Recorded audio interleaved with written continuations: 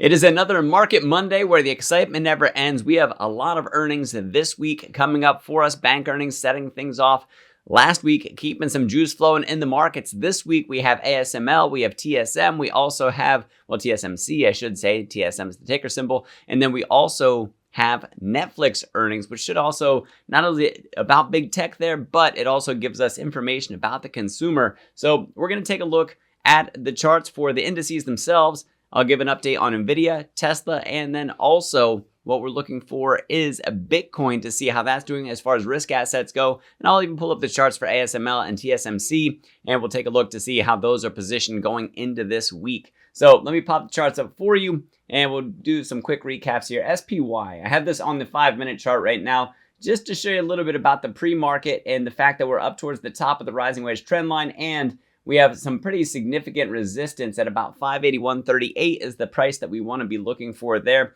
If we look at the daily chart to see how we're positioned, I'll reset the view here so you can see a little bit more, and give me just one moment to adjust this. And you're really going to see, there's the prices, by the way. If you want to screenshot these prices on here for the up and the down for your supports and your resistances, this is going to be really telling for us for what we can expect for SPY coming up. Regardless, if we continue to travel upward for a while, you can see those prices, or if we tumble down through this, you can see those prices as well. Right now, pre-market hours, like I said, we're up near the top of this. We have to watch for anything that's going to snag us to send us back down. But for right now, there's a lot of green in the pre-market this morning. We do have a lot of Fed speeches this week. That's also something worthwhile to pay attention to, because that could affect what we see coming for us, but I don't know that they're going to be major catalysts that we have. So let's move on from there over to the Qs. So for QQQ, how are we positioned? Honestly, I think we're a little bit subdued, but I think ASML, TSMC, their earnings this week, I think are going to significantly impact this. And that also, when we get to Nvda, you'll see how that's positioned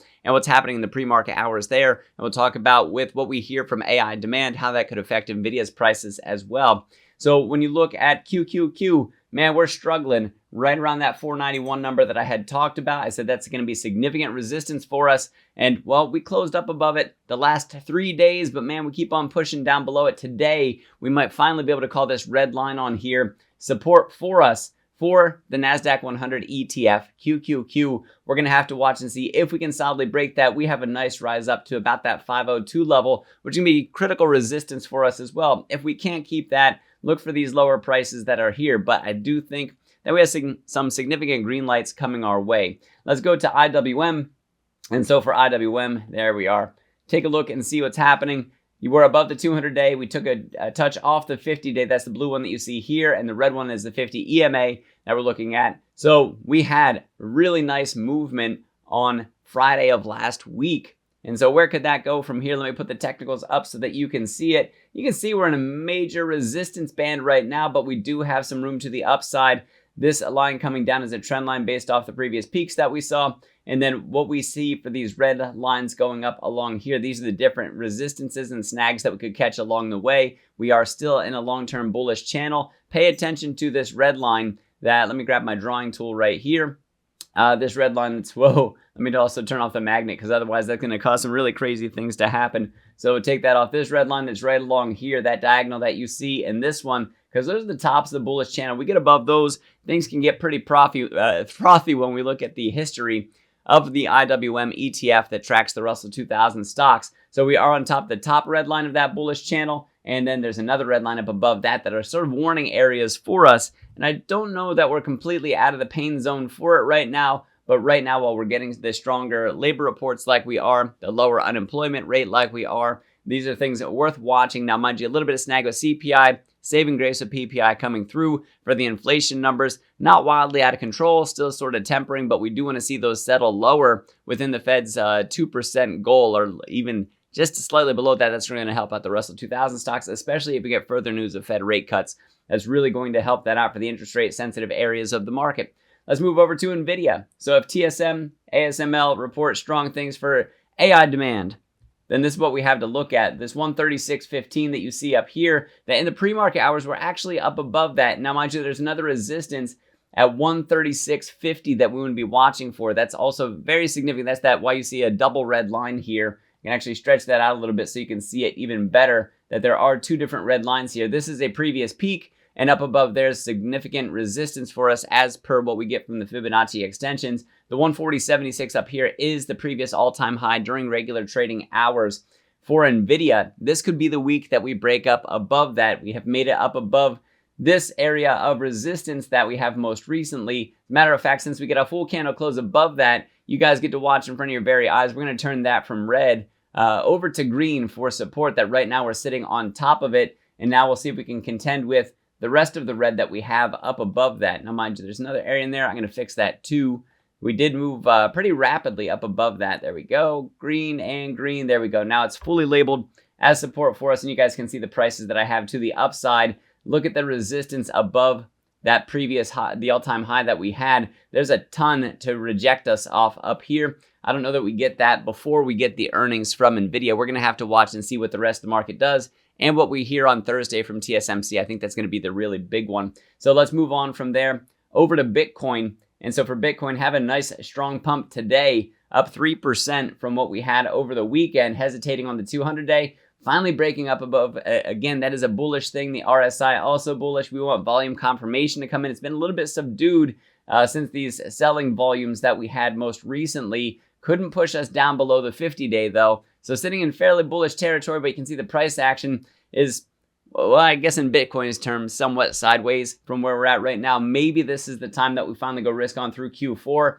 We get a nice strong pump through Q4. Let's take a look at the technicals that I have for you. And you can see on here some of the different lines, especially the red lines that you see. I'm going to come back through and rebuff these technicals so that way you see them in their full glory. We can watch for right up here about 66,000 to be where we get rejection from this previous peak. And up above that, we have a lot of resistance right around the 68,000 mark. Up above that, finally 70,000 again. And when we go to the previous peak that we had, that 73,794 is what we want to watch out for. Let's wrap things up with Tesla before we get to ASML and TSMC. So for Tesla, drop down below its 50-day, still above its 200-day. So still bullish on the longer term. We can see the RSI down below 50. Kind of a sell the news event that we sort of anticipated leading up to what we had for the Robotaxi day. And like I said in my previous videos, this is more of an earnings drag for what they announced so far. So we're going to have to listen to their earnings coming up. By the way, towards the end of October, I'm going to release my Tesla stock price prediction and earnings projection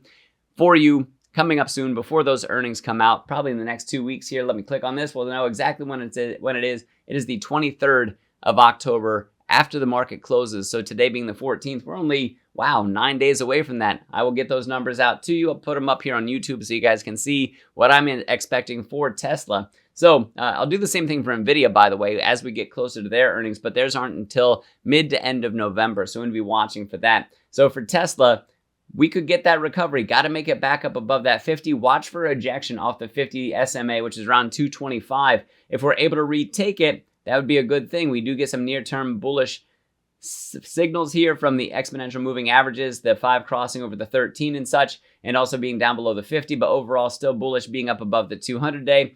Rather strong volume that we had on Friday. So watch for a little bit of a retracement on here. And if we get that rejection off the 50, watch for that touch down at the 200. We're going to have to see. I do have technicals on here as well for you. You guys can see how well that they play out for it in terms of what was previously support. And now we have resistance to the upside of this that we got to fight through that. In the pre-market hours, we're just not quite there yet. And so we're going to have to watch and see what happens around 221. And then the top of this resistance is about 224. Down below, we have about 215, which you can see we peekabooed down below when the market was open on Friday. And then we didn't quite make it down to the next support areas that we have, which take us down to the low 200s, down at about 210 and below. As we look down below that, you guys can see the big fat support area we have just south of this yellow 200-day.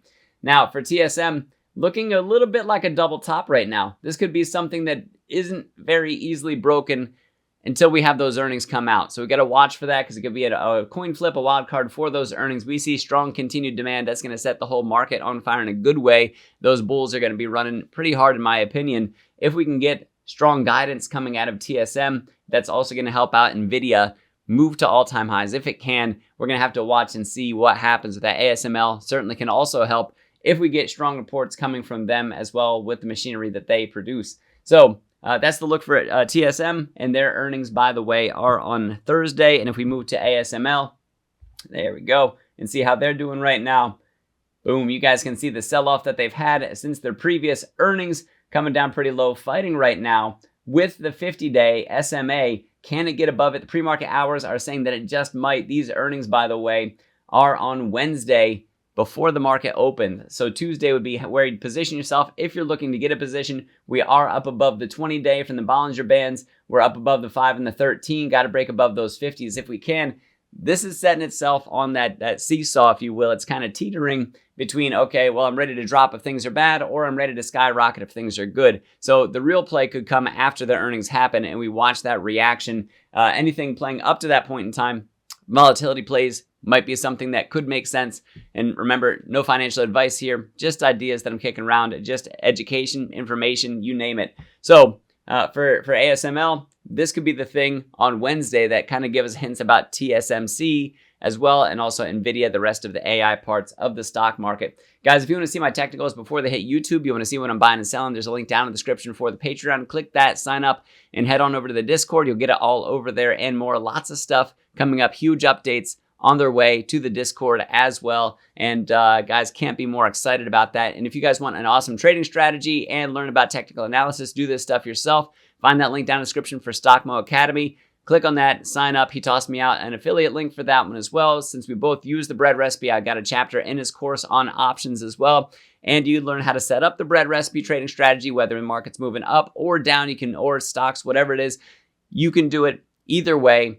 That course tells you how to set up, and lots of testimonials coming out about the power of the bread recipe and its ability to predict the movements that are coming up. Not surefire every time, but I'll tell you what, you adhere to that most of the time, and it can turn out very well for you and your portfolio. Guys, thank you very much for watching. I am Dr. Stock, Doctor of Education. Remember, my friends, that learning is earning, and we'll see you next video.